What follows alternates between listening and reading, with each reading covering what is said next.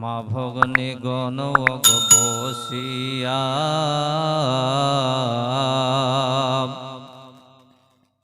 আমুর্দা bag দে কে রূপে এ জান কান্দিয়া শোনো শোনো মা ভগনি গণ বসিয়া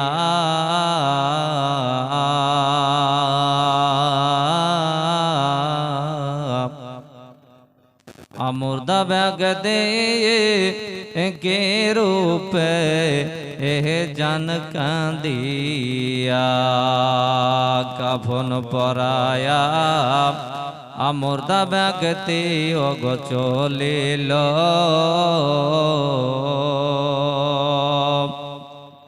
কেন্দে কেন্দে মুর্দা ব্যাগতে বলিল যে চার জনা আনিয়ে জান গো আমাকে সে চার জনা যাবে ঝিমর কবরে অবশেষে তারা চারজন ওগো গেল না কবর দে নামায়ে এলো দুইজনা সেই দুইজনা ডানে যখন গো উঠিল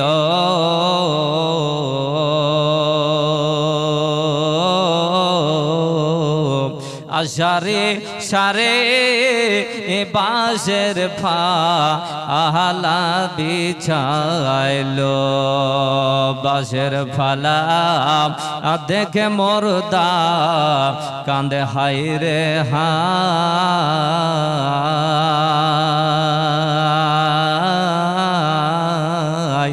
দয়ার মানুষ নাই কব ঝিমর দুনিয়ায় কোথায় রইলে প্রাণের আমা ওগ বসিয়া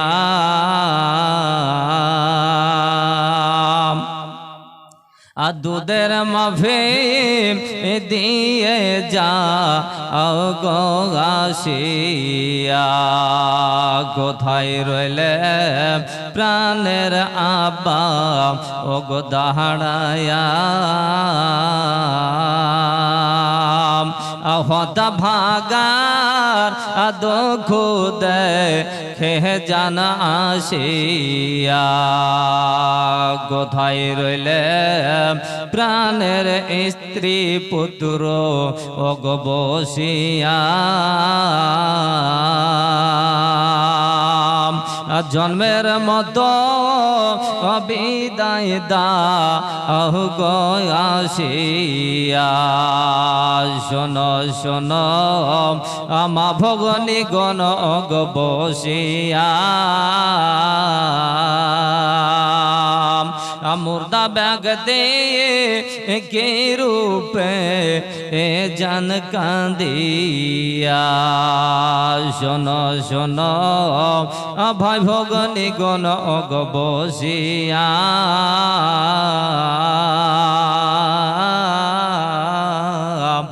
মুর্দা ব্যাগ দিয়ে কি রূপে এ জান কান্দিয়া আল্লাহুম্মা সাল্লি আলা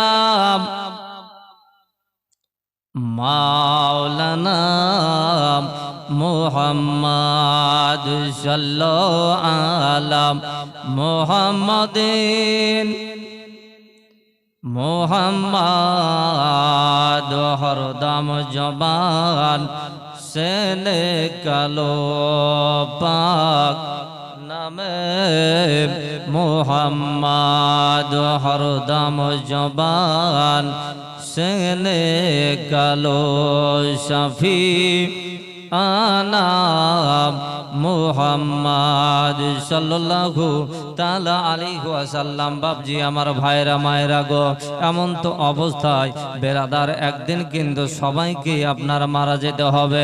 মহান আল্লাহ পাক আল্লাহ তাআলা যার জন্য কুরআন মাজিদের মধ্যে ঘোষণা করে জানিয়ে দিয়েছেন কুল্লু নাফসিন যায়কাতুল মাউত, অর্থাৎ আল্লাহ পাক আল্লাহ তাআলা বলেন কুল মানে হলো আপনার সমস্ত।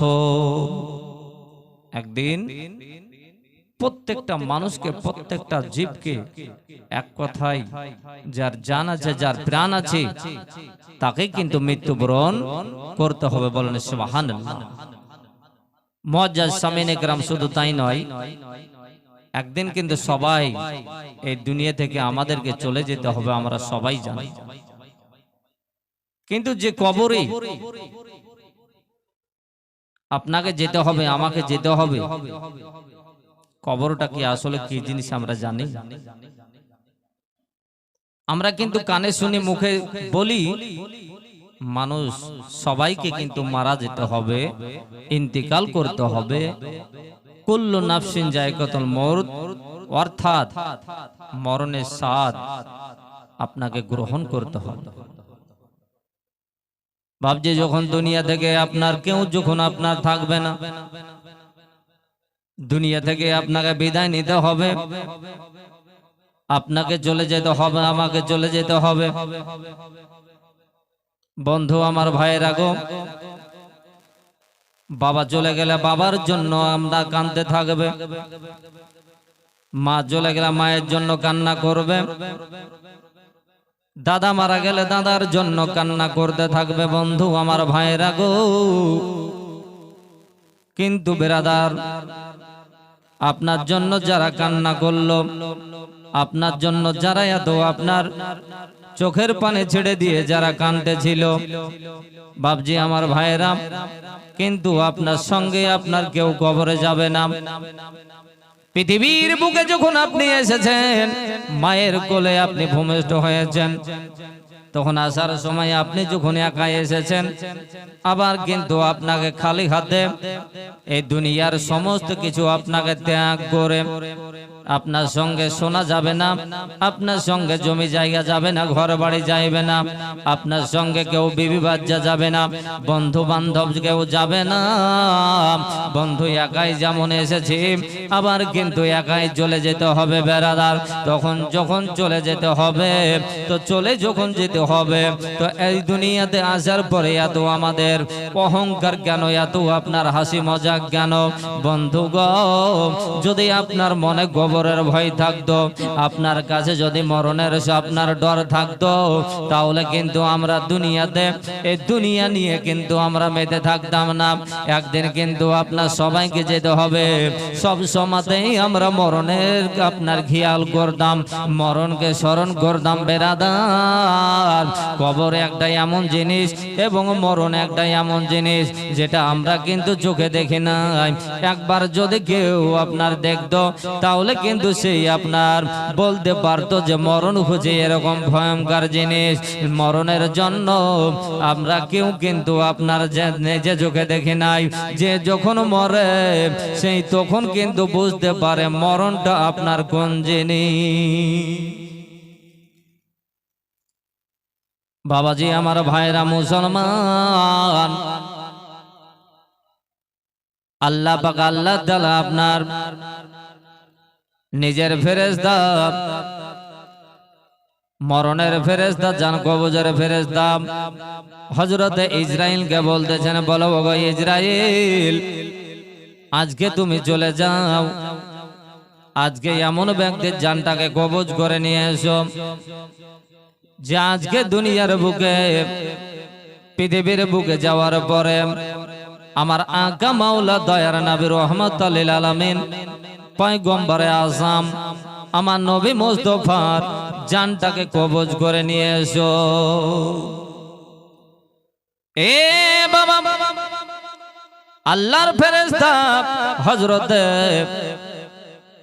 ইসরাইল আলাইহিস সালাম এমন তো অবস্থায় জানো আল্লাহ পাকের হুকুম পেয়ে আপনার চলে আসছেন। আসার পরে আমার আকা মাওলা দয়ার নবী রহমাতুল লিল আলামিনের বাড়ি এসে পৌঁছে গেলেন। দরওয়াজাতেই আপনার ঠক ঠক করে আওয়াজ দিচ্ছেন, বলে বাড়ি থেকে কেউ আছেন গো? আমি আল্লাহ পাকের ফেরেশতা এসেছি। ওই সময়তে আমার নবী মুস্তাফা নিজের বেটি হযরত মা ফাতেমা জাহরা রাদিয়াল্লাহু তাআলা আনহাকে নিয়ে বসে বসে রাসূল আমার যেন ফাতেমাকে কিছু কথা বলতেছেন। ফাতেমা আপনার শুনতেছেন আর নবী আমার বলতেছেন, বলে মা ফাতেমা, ওগো আমার ফাতেমা গো, ওগো আমার বেটি ফাতেমা, ওগো আমার কলেজার টুকরা গো ফাতেমা, শুনে রেখো বেটি গো, আমি দুনিয়ার বুকে আর বেশি দিন যেন বেঁচে থাকবো না। নবী পাকের কথা শুনে হযরত মা ফাতেমা জাহরা জান্নাতের রমণী, জান্নাতের মেয়েদের মধ্যে যিনি হবেন সর্দারনী, ও আপনার ফাতেমা রাসূল পাকের কথা শুনে হযরত ফাতেমা দুই চোখের পানি ছেড়ে দিয়ে যেন কান্না শুরু করেছেন। জোরসে বলুন সুবহানাল্লাহ। ফাতেমা আকা মাওলা নবী মুস্তাফার কথা শুনে যেন আপনার কাঁদছেন। আব্বু গো, আব্বু আপনি কি এমন কোন খবর শুনিয়েছেন? আব্বা আপনি আজকে আমাকে কোন খবর বলতেছেন? আব্বা গো, ও আব্বা, দুনিয়া থেকে যদি আপনি বিদায় নিয়ে চলে যান আব্বা, পৃথিবী থেকে যখন আপনি চলে যাবেন, আপনার এই পৃথিবীকে আপনার ইসলাম ধর্ম প্রচার করবে কে? আব্বা গো, দুনিয়ার বুকে আপনার মতো আর মানুষ না জানে কে হবে গো। আপনি চলে গেলে কাকে বাবা বলে ডাকবো? আব্বা আব্বা ঘুরে কাঁদছেন আর বলছেন, আব্বা, ওগো আমার আব্বা জান, আব্বুজি আমাদেরকে ছেড়ে আপনি চলে যায়েন না। নবী আমার বলছেন, ফাতেমা বেটি ফাতেমা, তুমি আমার মরণের কথা শুনে, আমার ইন্তিকালের খবর শুনে তুমি কান্নায় ভেঙে পড়ো না মা। তবে তুমি কি জানো গো বেটি ফাতেমা, তোমার জন্য কিছু খবর রয়েছে ফাতেমা। আমি যখন ইন্তিকাল করব সেই দিন থেকে তুমি গন্ধে থাকবে গো বেটি ফাতেমা। একদিন দুই দিন করতে করতে আপনার যখন 6 মাস পূর্ণ হয়ে যাবে, আমার ইন্তিকালের 6 মাস পরে বেটি তুমিও দুনিয়া থেকে বিদায় হয়ে চলে যাবে। শুধু তাই নয় ফাতেমা গো, দুনিয়ার কোন জিনিস থাকবে না। একদিন যে দুনিয়ার বুকে এসেছে তাকে কিন্তু একদিন চলে যেতে হবে বেটি। আর আমি মরণকে যদি আপনার নবী মুস্তাফা আমি যদি স্মরণ না করে, এই মরণকে যদি আমি গ্রহণ না করে, তাহলে কিন্তু সারা বিশ্বের আমার উম্মত উম্মতিরা তারাও কিন্তু বিশ্বাস করবে না। যার জন্য এই মরণটাকে আমাকেও গ্রহণ করতে হবে।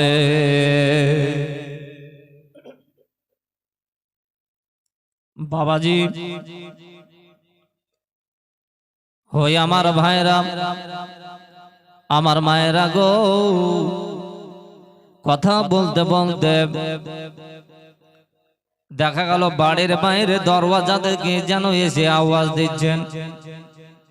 এমন তো অবস্থায় আল্লাহ রাসূল বলতেছেন, ফাতেমা দেখো তো বেটি কে যেন আপনার বাইরে ডাক দিতেছে।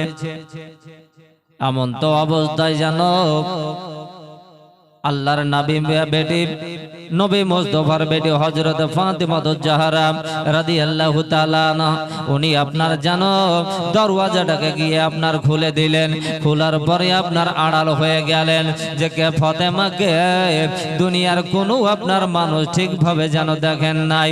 যার জন্য নবী মুস্তাফার বেটি হযরত ফাতেমা উনি যেন আপনার দরওয়াজা খুলে দিয়ে আপনি যেন আপনার আড়াল হয়ে গেলেন।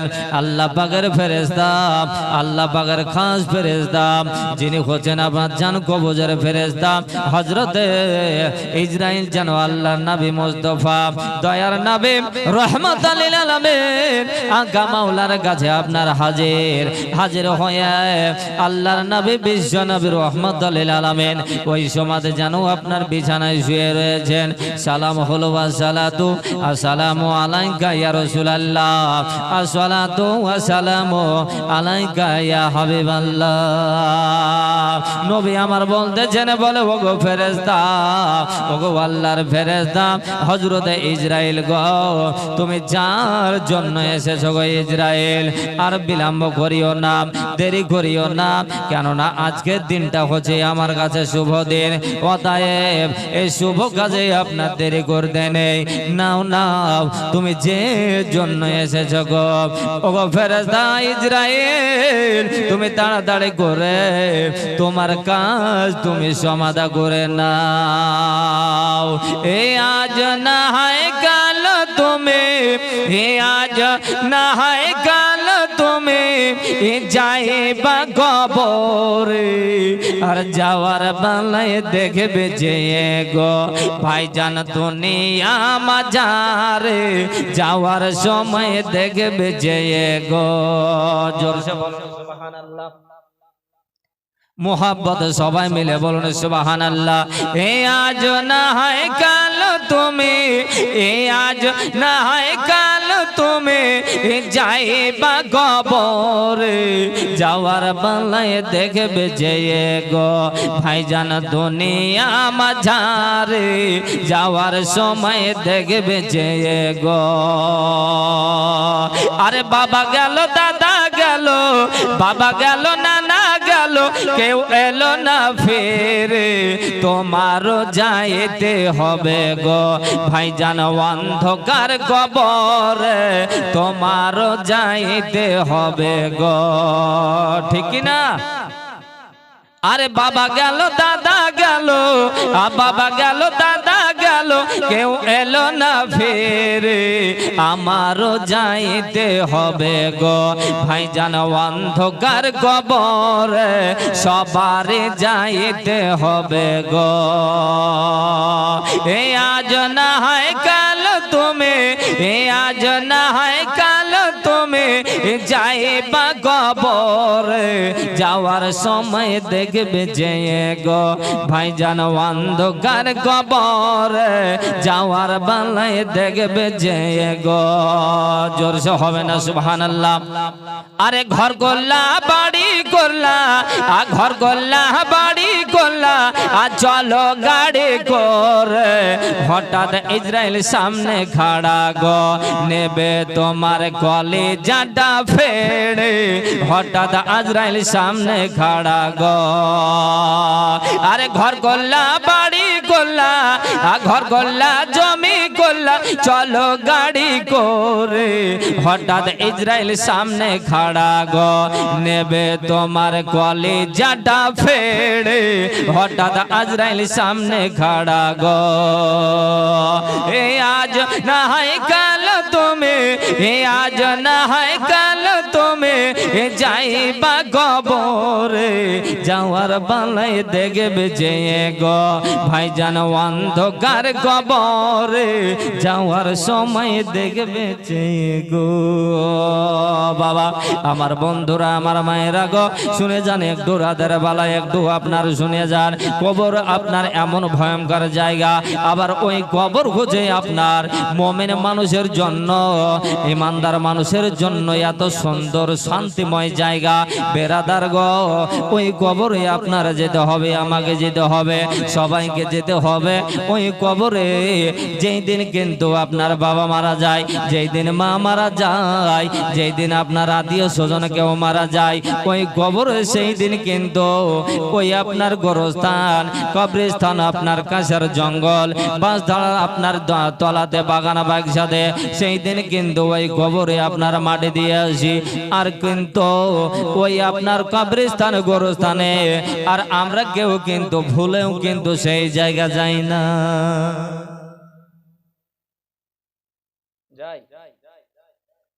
কিন্তু আমার আকা মাওলা দয়ার নবী রহমাতুল লিল আলামিন পয়গম্বরে আযম গায়েবের সংবাদদাতা নবী ও নবী মুস্তাফা প্রতিদিনের তরে রাত্রি বালাতে নিজের ঘুমকে হারাম করে মা ও বাবাকে জিয়ারত করতে যেতেন, দেখা করতে যেতেন। কবর জিয়ারতের উদ্দেশ্য মা বাবাকে দেখা করা। তাই প্রতিদিন রাত্রির বেলাতে উনি ঘুমকে কামাই করে নিজে ঘুম না পেড়ে বড় কষ্ট করে উনি প্রতিদিন যেতেন মা ও বাবাকে জিয়ারত করতে। আর জিয়ারত করা হচ্ছে রাসূলুল্লাহ সুন্নাত। বলেন সুবহানাল্লাহ। আমরা কিন্তু কবর জিয়ারত করি, এমনকি কেউ যদি আমাদের মারা যায় তো আমরা 4 দিনের চাহরম করি, মিলাদ মাহফিল করি। মৃত্যু ব্যক্তির জন্য, মুর্দা ব্যক্তির জন্য আমরা চাল্লিশা করি। কিন্তু কিছু আপনার ইহুদি, আপনার ওহাবি দেওবন্দি কাদিয়ানি যারা আছে তারা আবার বলে যে আপনার মানুষ মারা গেলে পারে তাদের কোনো জিনিসেরই প্রয়োজন নেই এবং তাদের জন্য মিলাদ মাহফিল কোনো জিনিসেরই আপনার দরকার নেই। এমনকি যারা করে তারা শিরকি কাজ করে, নাউজুবিল্লাহ। কিন্তু বন্ধু আমার ভাইরা, কবর জিয়ারত করা হচ্ছে নবী মুস্তাফার সুন্নাত। এবং আপনারা আমার জিনারা চলে গেছেন, তিনারা আপনার কাছে জমি জায়গা টাকা পয়সা সোনা দানা বাড়ি গাড়ি কিছুই কিন্তু তারা চাই না। চাই শুধু আপনার দেখা যায় আপনার দিকে আমার দিকে চেয়ে বসে থাকে চাতক পাখির মতো, যে আমার ছেলে হয়তো আমার জন্য হয়তো দোয়া করছে, আমার ছেলে জানো আমার জন্য হয়তো কোরআন তেলাওয়াত করছে। ওই মুর্দা ব্যক্তি আপনার তাকিয়ে থাকে বেটা বেটির দিকে, যে আমার ছেলে মেয়ে হয়তো আপনার ফকির মিসকিনকে কিছু খাওয়াচ্ছে, কিছু দান করছে, আমার জন্য কিছু হয়তো সাদকা করছে, দোয়া করছে। এ তারা হচ্ছে দোয়ার জন্য চেয়ে বসে থাকে। আর দেওবন্দি ফারাজি ওহাবি তারা বলে যে আপনার মুর্দা ব্যক্তি যারা মরে যায় তারা আর কিছুই আপনার লাগে না, নাউজুবিল্লাহ। আর আমরা কিন্তু আপনার কেউ যদি মারা যায় চাহরম চাল্লিশায় এমনকি আপনার কুল খতম করি। আর এই ফেতরাখোর এরা বলে যে আপনার মৃত্যু ব্যক্তির বাড়িতে এমনকি খাওয়াও যাবে না, তাও কিন্তু আপনার নিষেধ করে দিয়েছে যে খাওয়া দাওয়া এসব আপনার করা যাবে না। বেরাদার, তাই বলতেছিলাম ভাইজান গো, প্রতিদিন রাত্রে বেলাতে আপনার নবী, আমার নবী, নিজের বেটি হযরত, নিজের আপনার বেবি, নিজের ছোট স্ত্রী হযরত আয়েশা সিদ্দিকা রাদিয়াল্লাহু তাআলা আনহার পাশে আপনার সন আয়েশার কাছে যখন আপনার শুয়ে থাকেন, আস্তে আস্তে রাত্রি যখন আপনার গভীর হয়ে যায়, খুব মনোযোগ দিয়ে শুনুন বেরাদার, রাত্রি যখন গভীর হয়ে যায় এমন তো অবস্থায় তখন আপনার নির্ঝুম রাত্রি বেলাতে মহল্লার লোক, গ্রামের লোক সবাই যখন আপনার ঘুমিয়ে যায়, আল্লাহ রসুল আকা মাওলা আমার চুপ করে যেন আপনার উঠেন, বিছানাটাকে আপনার ছেড়ে দেন। বিছানা ছেড়ে দিয়ে আল্লাহ রসুল যেন আপনার হাঁটতে শুরু করেন। যেতে যেতে যেতে যেতে যেতে আস্তে আস্তে যেতে যেতে যেতে প্রতিদিন যেন আপনার বাবা ও মাকে জিয়ারত করতে যান। বলেন সুবহানাল্লাহ। একটা মানুষ প্রতিদিন যদি আর একটা মানুষের পাশে থেকে এইভাবে আপনার উঠে চলে যায়, একদিন, 2 দিন, 3 দিন করতে করতে পাশের মানুষটাও কিন্তু বুঝতে পারে। হঠাৎ যেন একদিন দেখছেন হযরত আয়েশা দেখছেন যে নিজের যেন আপনার স্বামী মাথার তাজ দয়ার নবী রাহমাতুল লিল আলামিন যেন বেডে বিছানাতে দেখছি না, ব্যাপার কি? রাসূল আমার কোথায় যেন গেছেন, আমি আয়েশা যেন বুঝতে পারছি না। তবে আগামী কালকে প্রতিদিন কি এইভাবে চলে যান না কি খবর, আগামী কালকে রাত্রে বেলায় আমি কিন্তু দেখব। বেরাদার আমার ভাইরা গো, ওগো আমার সোনা জানে গো, আমার সোনা মানে ভাইরা, এমন তো অবস্থায় এবার কিন্তু হযরত আয়েশা সিদ্দিকা সেই দিন চলে গেল, আবার যেন রাত্রি হলো। রাত্রে বেলাতে আস্তে আস্তে যেন আপনার মহল্লার লোক, গ্রামবাসীরা সবাই ঘুমিয়ে গেছে। এমন তো অবস্থায় যখন নিঝুম রাত্রি হয়ে গেছে গো, এই বেরাদার আমার ভাইরা, আল্লাহ রসুল আকা মাওলা দয়ার নবী রাহমাতুল লিল আলামিন আলামিন নবী আমার যেন আপনার চুপ করে উঠলেন, ওঠার পরে বিছানাকে ছেড়ে দিলেন, ছেড়ে দেওয়ার পরে আরামের ঘুমকে হারাম করে দিয়ে রাসূল আমার যেন আস্তে আস্তে যেতে যেতে চলতে শুরু করলেন, যেতে যেতে যেতে যেতে যেতে এমন তো অবস্থায় নবী আমার কিছুটা দূর যেমনই আপনার গেছেন, হযরত আয়েশা সেই দিন যেন আপনার ঘুমাননি, সেই দিন যেন উনি আপনার রাসূল আমার কি যেন করেন তাই দেখবেন বলে যেন হযরত আয়েশা যেন আপনার নবী মুস্তাফার পিছন ধরলেন। আল্লাহ রাসূল যেমনি যেমনি আপনার বাড়েন, যেমনি যেমনি ভাবে আপনার যান, আর তেমনি তেমনি ভাবে কিছুটা দূরে যেন আয়েশাও চলতে শুরু করলেন। জোরসে বলেন বাপজি সুবহানাল্লাহ। এ বাবা মুসলমান দরদে ভাইরা গো, এমন তো অবস্থায় যেতে যেতে আপনার আল্লাহ রাসূল যেমনে যেমনে ভাবে যাচ্ছেন, আর কিছুটা দূরে তেমনি ভাবে নিজের বিবি হযরত আয়েশা যাচ্ছেন। যেতে যেতে ফাঁকা মরুভূমি বালির জলের উপর দিয়ে আপনার চলতেছিলেন, চরের উপরে চলতে চলতে একটা যেন আপনার চরের উপরে আলের মতন একটা উঁচু ঢিবি জায়গা দেখে আমার দয়ার নবী রাহমাতুল লিল আলামিন পয়গম্বর আসাম রাসূল আমার উঁচু ঢিপি জায়গাটাতে চুপ করে বসলেন। বসার পরে আল্লাহ রাসূল যেন দুই চোখের পানি ছেড়ে দিয়ে কাঁদতে শুরু করলেন, বলে জননী মা মা বলে কাঁদতে শুরু করলেন, দুই চোখের পানি ছেড়ে দিয়ে কাঁদতেছেন। এমন তো অবস্থায় হাও মা করে মা মা করে ডাকছেন আর কাঁদছেন। কিছুক্ষণ পরে দেখা গেল একটা যেন আপনার সাদা কাপড় পরা মহিলা এসে যেন আমার রাসূলের সম্মুখে হাজির হলেন। আঁচল দিয়ে নিজের ছেলের চোখের পানিগুলোকে মুছিয়ে দেয় আর বলে আমার নবী মুস্তাফার মা বলতেছেন, বলো বেটা মুহাম্মদ, ওগো আমার বেটা আহমদ, এইভাবে কেন আপনার প্রতিদিন রাত্রি বেলাতে ঘুমকে তুমি আপনার ছেড়ে দিয়ে আরামের বিছানাকে ফেলে রেখে এইভাবে কেন তুমি আমার জন্য এইভাবে আসো রে বাবা? দয়ার নবী আমার বলতেছেন, বলে মা একটা রাত্রি যদি মা তোমার চেহারা না দেখতে পাই, একদিন যদি দর্শন না হয় মা গো আমার, সেই রাত্রিটা আমার আরামের সহিত কাটে না মা, আমি আর শান্তি পাই না মা। তোমাকে যদি না দেখি তাহলে আমি মনটা বড় খারাপ হয়ে যায়, তাই তোমাকে প্রতিদিন দেখতে আসি মা। মা মা করে কাঁদছেন আর যেন নিজের মা জননী যেন আপনার করতেছেন কি ছেলের যেন আপনার আঁচল দিয়ে চোখের পানিগুলোকে মুছিয়ে দেয়। বাবা আমার মায়েরা গো,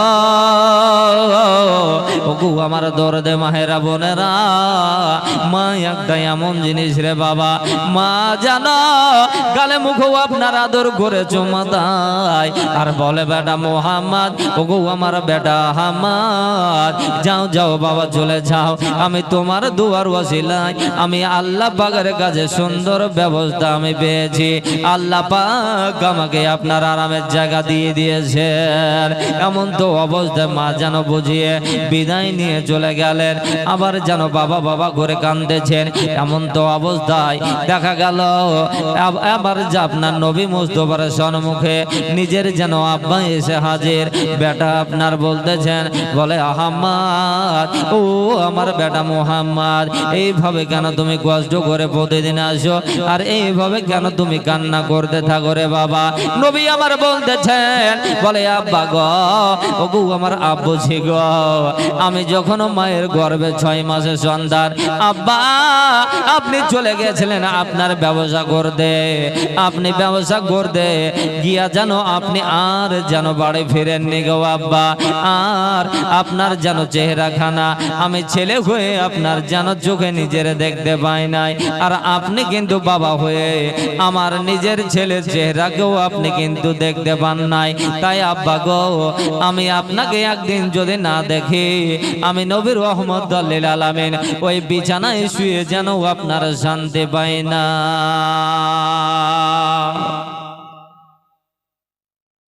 এই হচ্ছে নবী মুহাম্মদ, যে নবী আমার প্রতিদিন যেন আব্বা ও মাকে জিয়ারত করতে যেতেন, দেখা করতে যেতেন, তাই আমরাও জিয়ারত করি। সেটা হচ্ছে রাসূল পাকের সুন্নাত। বলেন সুবহানাল্লাহ।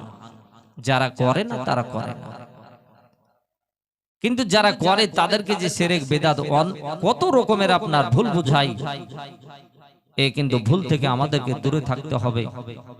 কারণ হচ্ছে আপনার দেওবন্দি ফারাজি ওহাবি থেকে আমাদেরকে বেঁচে থাকতে হবে। নিজের ঈমান নিজেকে বাঁচিয়ে নিয়ে চলতে হবে।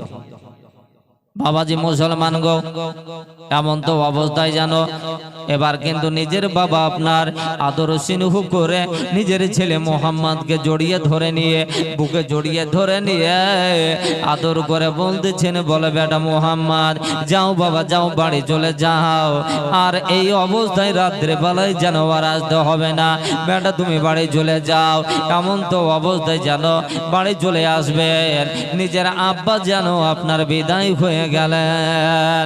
এ বাবা আমার ভাইরা গো, ওই দিকে যেন আপনার কাঁচা ঘাসের একটা ঝোপড়া রাহুতে আড়ালে যেন নিজের বিবি হযরত আয়েশা সিদ্দিকা যেন বসে বসে যেন দেখতেছেন। দেখলাম আপনার সব কিছু দেখা কমপ্লিট। উনি যেন আপনার ভাবছেন যে আমার নবী মুস্তাফা যেন আমাকে যেন আপনার দেখতে না পাই, আমি দেখার আগে আগে যেন আপনার বাড়ি চলে যাব বলে যেন আপনার আল্লাহর নবী হযরত নবী মুস্তাফার বিবি হযরত আয়েশা যেন বাড়ি চলে আসেন। জোরসে বলেন সুবহানাল্লাহ। এ নবী, যে নবী মুস্তাফার খবরে আপনার দেখা হবে বেরাদার, যে নবী মুস্তাফার সাফায়াত ছাড়া কোনো মানুষ আপনার সাফায়াত হতে পারবে না, যে নবী মুস্তাফার সাফায়াত ছাড়া কোনো মানুষ যেন আপনার জান্নাতবাসী হবে না। ওই দিন কিন্তু আল্লাহ পাক আল্লাহ তাআলা আপনার যেন জান্নাতের চাবি আমার নবী মুস্তাফাকে বানিয়ে দিয়েছেন, আমার নবী মুস্তাফার হাতে জান্নাতের চাবি দিয়ে দিয়েছেন। আর সেই দিন কিন্তু আপনার আমার নবী আপনাকে ছাড়া আমাকে ছাড়া নবী আমার যেন জান্নাত যাবে না। বলছে বলুন সুবহানাল্লাহ। নবী আমার আপনাকে ছাড়া আমাকে ছাড়া উনি জান্নাত যাবে না। এ আপনার গুনাহগারের উম্মতের নবী গো, ও নবী মুস্তাফা কামাউল্লাহ রাসূল আমার এরকম আপনার দয়ার নবী রাহমাতুল লিল আলামিনকে আল্লাহ পাক আল্লাহ তাআলা সমস্ত জিনিস কিন্তু আমার নবীকে দিয়ে দিয়েছেন। বলুন সুবহানাল্লাহ। বাপজি আমার ভাইরা গো, যে নবী আমার আকা মাওলা আল্লাহ রাহমাতুল লিল আলামিন যে আপনার চলে আসবেন, তার আগেই যেন হযরত আয়েশা সিদ্দিকা যেন আপনার বাড়ি চলে আসছেন। তো আসার পথে এই আসমানের উপরে আপনার তাকিয়ে দেখলেন যে আসমানে আপনার অন্ধকার হয়ে মেঘ নেমে গেছে। যে নবীকে পাওয়ার পরে মদিনার মাটি পর্যন্ত ধন্য, যে নবীকে পাওয়ার পরে মক্কাবাসী পূর্ণ, যে নবীকে পাওয়ার পরে আল্লাহ পাক আল্লাহ তাআলা পর্যন্ত আপনার আনন্দতে ভরপুর। বলেন সুবহানাল্লাহ। ও মদিনার মাটি রে সকল সুখ বুঝি তো ওর কপালে, ও মদিনার মাটি রে সকল সুখ বুঝি তো ওর কপালে। সবাই মিলে চিল্লে বলুন সুবহানাল্লাহ। মোহাব্বত সবাই বলুন দুই হাত তুলে ইয়া রাসূলুল্লাহ। ও মদিনার মাটি রে সকল সুখ বুঝি তো ওর কপালে, ও মদিনা রে তোর বুকে আমার নবী যার লাগি পাগল সবে, ও মদিনা রে তোর বুকে আমার নবী যার লাগি পাগল সবে, তার তরে এই সৃষ্টি হল ত্রিভুবন,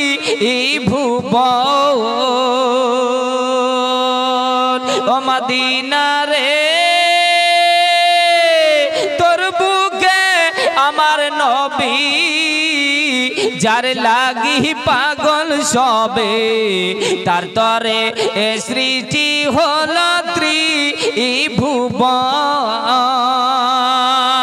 কান্দি আমি সারাক্ষণে কখন যাব সেখানে জোরসে বলুন না সুবহানাল্লাহ ও কান্দি আমি সারাক্ষণে কখন যাব সেখানে সহে না আমার প্রাণে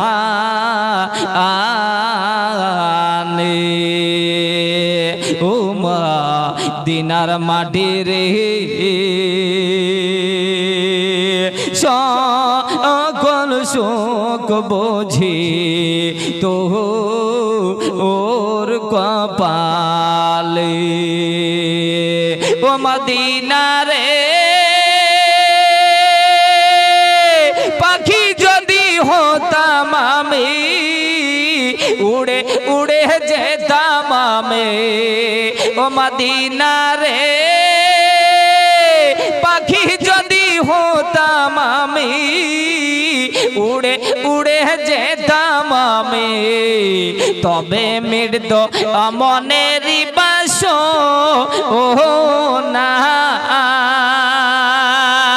দেহে নাই পাখায় আমার সাথে নাই টাকায় আমার জোরসে বলুন না একবার সুবহানাল্লাহ দেহে নাই পাখায় আমার সাথে নাই টাকায় আমার কেমনে কেমনে আমি যাই সেখানে উমা দিনার মাটি রে সকল সুখ বুঝি তো ওর কপালে ব্রাদার এ বলে আমার বক্তব্য করলাম। আসসালামু আলাইকুম ওয়া রাহমাতুল্লাহি ওয়া বারাকাতুহু।